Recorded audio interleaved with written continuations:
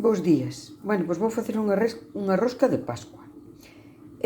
Vou vos dicir os ingredientes. Pois ten 4 ovos, 130 de azúcar, unha pizquita de sal que teño aí na cucharilla, 600 de fariña, un chopitito de anís, a ralladura de limón e de naranxa, que eu neste caso non tiña naranxa, puxe mandarina, 180 mililitros de leite, que eu aquí puxe con 25 gramos de levadura fresca que xa teño lista, porque é unha cucharada de azúcar, do mismo azúcar que teño xa para botarlle, que eu teño xa, ben vedes que se me está escapando xa, como está para botarlle a fariña. Bueno, xa vos vou dicindo, eu faigo na amasadora, que a teño, entón, pois aproveito que vai indo. Veña, vamos a comenzar. Bueno, pois agora xa vedes, xa a masa como que queres despegarse das paredes, entón agora cando se lle bota a mantequilla. A ver, eu botei a fariña, o prefermento, a ralladura, os ovos, o sal e o azúcar.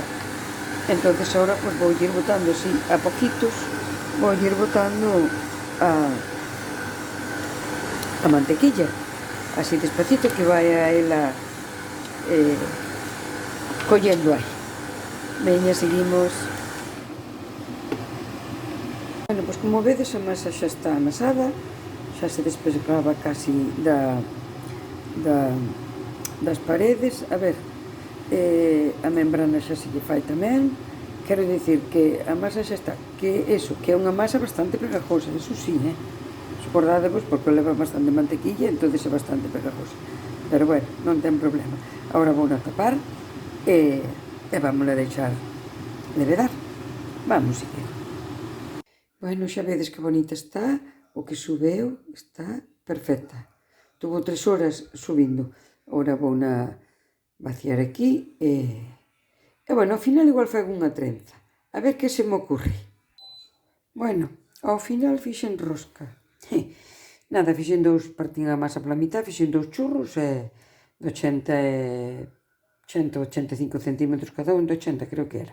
Envolvínos e xa está. Ahora xa lle botei o ovo, porque así vou non devolver a deixarle vedar outro poquito e despois xa vai para o forno. Bueno, xa vedes que xa está lista para ir para o forno. Xa teño precalentado, botei un pouquiño de azúcar humedecido. Eu sempre humedezco con as gotiñas de limón, porque a min gustame o gusto que lle dá así a cítrico por encima.